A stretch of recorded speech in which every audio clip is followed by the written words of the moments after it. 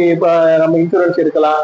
மிட்ஸ்கேல் ஒரு ஃபேக்டரி வச்சிருக்காங்கன்னா அவங்க எப்படி இன்சூரன்ஸ் எடுக்கலாம், அதே மாதிரி ஒரு பெரிய ஃபேக்டரி வச்சிருக்காங்க அப்படின்னா அவங்க என்ன மாதிரி இன்சூரன்ஸ் எல்லாம் எடுத்துக்கலாம் அப்படின்றத ஒன் பை ஒன் நம்ம டீடைலா டிஸ்கஸ் பண்ணுவோம். அப்ப இப்ப நீங்க சொன்ன விஷயம் வந்து ஒரு ஃபேக்டரின்னு பார்த்தா எடுத்த உடனே சொன்னீங்க அந்த ப்ராப்பர்ட்டிக்கு ஒரு சேஃப்டி வேணும், ஒர்க்கர்ஸ்க்கு ஒரு சேஃப்டி வேணும், நம்ம தயாரிக்கிற ப்ராடக்ட்டை யூஸ் பண்றப்ப அவங்க கஸ்டமர்ஸ்க்கு ஒரு சேஃப்டி, அதே மாதிரி இம்போர்ட் எக்ஸ்போர்ட் சொல்லியிருக்கீங்க. அதுல இருந்து தயாரிக்கிற பொருள் மூலியமா வர ஸ்மோக்குக்கு ஏகப்பட்ட விஷயங்கள் இருக்கு இப்ப ஃபேக்டரிஸை பொறுத்த வரைக்குமே.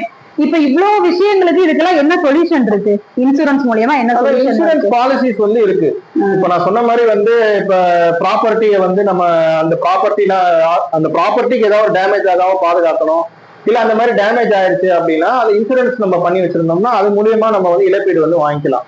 இப்ப வந்து ப்ராப்பர்ட்டிக்கு இப்ப வந்து ஃபார் எக்ஸாம்பிள் பில்டிங், இப்ப வந்து ஃபயர் இன்சூரன்ஸ் அப்படின்னு சொல்லி இருக்கு. அது வந்து எல்லாமே கவர் பண்ணலாம். இப்ப வந்து ஃபயர்னாலயோ இல்ல நேச்சுரல் கலாமிட்டினாலயோ பில்டிங்கோ மிஷினரிக்கோ உள்ள இருக்கிற ஸ்டாக்குக்கோ ஏதாவது ஒரு டேமேஜ் ஆச்சு, அதனால ஒரு இழப்பீடு ஆயிடுச்சு அப்படின்னா இந்த ஃபயர் இன்சூரன்ஸ் மூலியமா வந்து நம்ம பண்ணிக்கலாம்.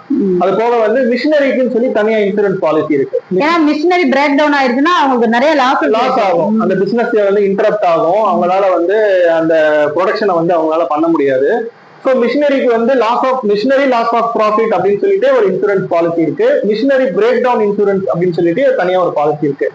சோ இப்போ ஒரு மிட் சைஸ் இங்க ஒரு ஃபேக்டரி மாதிரி வச்சிருக்காங்க அப்படின்னா கண்டிப்பா அவங்க வந்து இந்த பாலிசிஸ் எல்லாம் எடுத்து வச்சுக்கிறது ரொம்ப ஒரு முக்கியமான விஷயம். இதெல்லாம் மேண்டேட்டரியா? கண்டிப்பா மேண்டேட்டரின்னு பார்த்தோம் அப்படின்னா ஒரு 3 இன்சூரன்ஸ் சொல்லலாம்.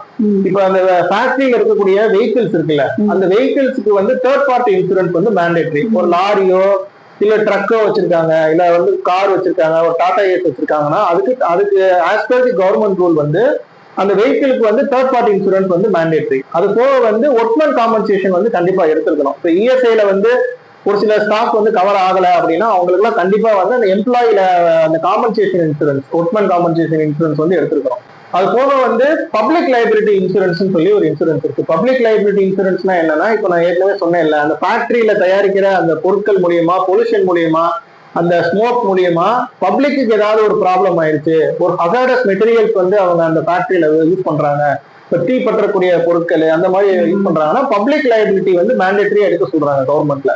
சோ இந்த 3 இன்சூரன்ஸ் தான் வந்து மேண்டேட்டரி இன்சூரன்ஸ் சொல்லலாம் ஃபேக்டரிஸ் பொறுத்த அளவுக்கு. பப்ளிக் லைபிலிட்டி, மோட்டார் இன்சூரன்ஸ்ல third party liability, workman compensation, இது எல்லாமே வந்து மேண்டேட்டரின்னு சொல்றாங்க. இப்போ வந்து ஸ்மால் ஸ்கேல்னா வந்து ஒரு சின்ன கார்மெண்ட் தயாரிக்கிறவங்க ஸ்மால் ஸ்கேல் தான். ஒரு இன்ஜினியரிங் வச்சிருக்காங்க, தொழிற்சாலை வச்சிருக்காங்கன்னா அவங்களும் ஸ்மால் ஸ்கேல் தான். அவங்க எல்லாம் வச்சிருக்காங்க. ஸோ அந்த அவங்களுக்கு என்ன மாதிரியான ப்ராப்ளம்ஸ் இருக்கு, அதை ஹேண்டில் பண்றதுக்கு என்ன இன்சூரன்ஸ் எடுக்கணும் அப்படின்றத நம்ம ஒன் பை ஒன்